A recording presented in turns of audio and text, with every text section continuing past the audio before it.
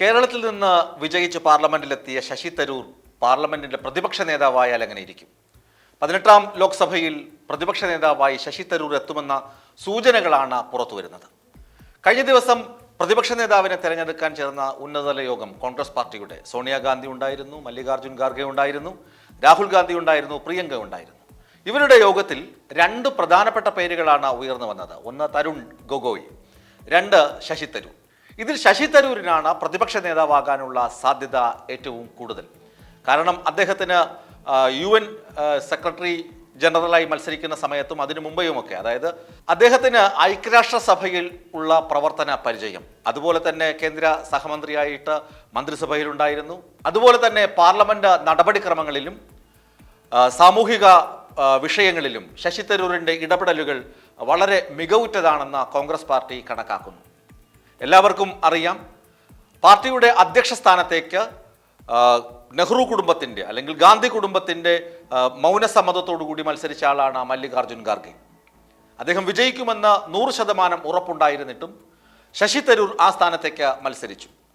പല നേതാക്കളും ഒളിഞ്ഞും തെളിഞ്ഞും ശശി തരൂരിനെ പിന്തുണച്ചെങ്കിലും ആരും പ്രത്യക്ഷമായി പിന്തുണച്ചില്ല. എങ്കിലും ഔദ്യോഗിക സ്ഥാനാർത്ഥിയായി എത്തിയ മല്ലികാർജ്ജുൻ ഖാർഗെക്ക് കനത്ത വെല്ലുവിളിയായിരുന്നു ശശി തരൂരിൻ്റെ പ്രസിഡന്റ് മോഹം.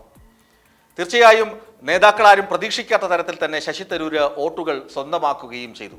അങ്ങനെ പാർട്ടിക്ക് ഒരു സമയത്ത് അല്ലെങ്കിൽ പാർട്ടിയുടെ പ്രസിഡന്റ് തെരഞ്ഞെടുപ്പ് വേളയിലെങ്കിലും നേതാക്കൾക്ക്, മുഖ്യനിരയിലുള്ള ഔദ്യോഗിക നേതാക്കൾക്ക് അല്ലെങ്കിൽ ഔദ്യോഗിക പിന്തുണയുള്ള നേതാക്കൾക്ക് ഒരു തലവേദനയായിരുന്നു ശശി തരൂർ.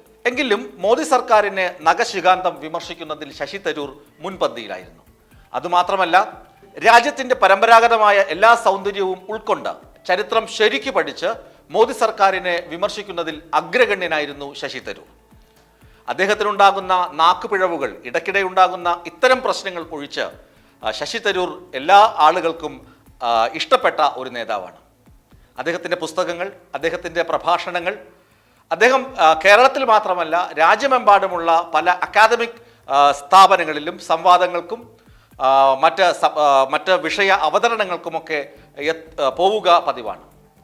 കേരളത്തിൽ ചില ആളുകൾക്ക് ശശി തരൂരിന് കേൾക്കുമ്പോൾ തന്നെ ഒരുതരം ചൊറിച്ചിലാണ്. ശശി തരൂരിനെ അകറ്റി നിർത്താനാണ് കേരളത്തിലെ പല നേതാക്കളും ശ്രമിക്കുന്നത്. പ്രത്യേകിച്ച് കെ സുധാകരൻ, അതുപോലെ തന്നെ നമുക്കറിയാം മറ്റ് ചില നേതാക്കൾ, അവരുടെ പേര് എടുത്തു പറയുന്നത് ഒരുപക്ഷെ ഇപ്പോൾ ശരിയാകും എന്ന് തോന്നുന്നില്ല. നേരത്തെ പലതവണ അവർ പരസ്യമായി രംഗത്തെത്തിയിട്ടുള്ളതാണ്. കോഴിക്കോടുള്ള രാഘവൻ MP ഒഴികെ മറ്റ് പല നേതാക്കളും പരസ്യമായി തന്നെ ശശി തരൂരിൻ്റെ സ്ഥാനാർത്ഥിത്വത്തൊക്കെ വിമർശിച്ചതാണ്. ഇപ്പോൾ തിരുവനന്തപുരത്ത് നിന്ന് തുടർച്ചയായി 4ാം തവണയും വിജയിച്ച പാർലമെന്റിലെത്തിയ ശശി തരൂരിന് പ്രതിപക്ഷ നേതാവിൻ്റെ കുപ്പായം ലഭിക്കുകയാണെങ്കിൽ അദ്ദേഹം ശോഭിക്കുക തന്നെ ചെയ്യും. എന്തുകൊണ്ടെന്ന് ചോദിച്ചാൽ, രാഹുൽ ഗാന്ധിക്ക് പിടിപ്പത് പണി വേറെയുണ്ട്. അദ്ദേഹമാണ് പ്രതിപക്ഷ നേതാവായി വരികയെന്നായിരുന്നു സൂചനകൾ. രാഹുൽ ഗാന്ധിയുടെ പേര് ആദ്യം പരാമർശിച്ചത് തന്നെ ശശി തരൂരായിരുന്നു. എന്നാൽ രാഹുൽ ഗാന്ധിക്ക് സംഘടനയുടെ കെട്ടുമട്ടുമൊക്കെ ശക്തിപ്പെടുത്താനുള്ള ചുമതലയുണ്ട്. രാജ്യമെങ്ങും ഇനിയും അദ്ദേഹത്തിന് സഞ്ചരിക്കേണ്ടതുണ്ട്. മോദി സർക്കാരിനെതിരെ, പ്രത്യേകിച്ച് BJP ഉയർത്തുന്ന സെക്കുലറിസത്തിന് എതിരെ ഉയർത്തുന്ന വെല്ലുവിളികളെ മറികടക്കുന്നതിന് രാജ്യത്തെ സജ്ജമാക്കുക.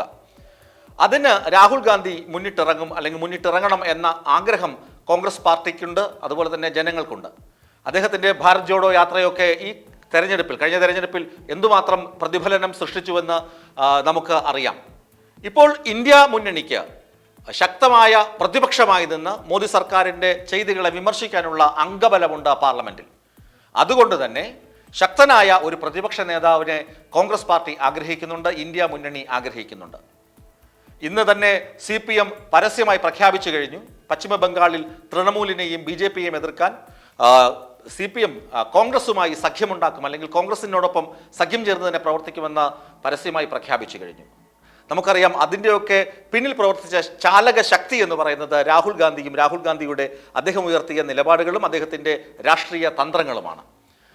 അങ്ങനെ രാഹുൽ ഗാന്ധി ഒരു തരത്തിൽ രാജ്യത്തെ മതേതര സംസ്കാരത്തിനും മതസൗഹാർദ്ദത്തിനും ഒക്കെ കാവലായി രാജ്യത്തെ ആളുകളെ സ്നേഹത്തിൻ്റെ കടയിലേക്ക് ആകർഷിക്കാൻ മുന്നിട്ടിറങ്ങുമ്പോൾ അദ്ദേഹത്തിന് പ്രതിപക്ഷ നേതാവിൻ്റെ റോള് കൃത്യമായി ചെയ്യാൻ കഴിഞ്ഞെന്ന് വരില്ല.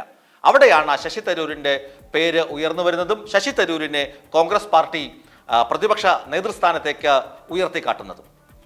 അങ്ങനെ ശശി തരൂർ പ്രതിപക്ഷ നേതാവ് ആകുകയാണെങ്കിൽ അവിടെ മറ്റ് കേരളത്തിൽ നിന്നുള്ള ചില നേതാക്കളുണ്ട്.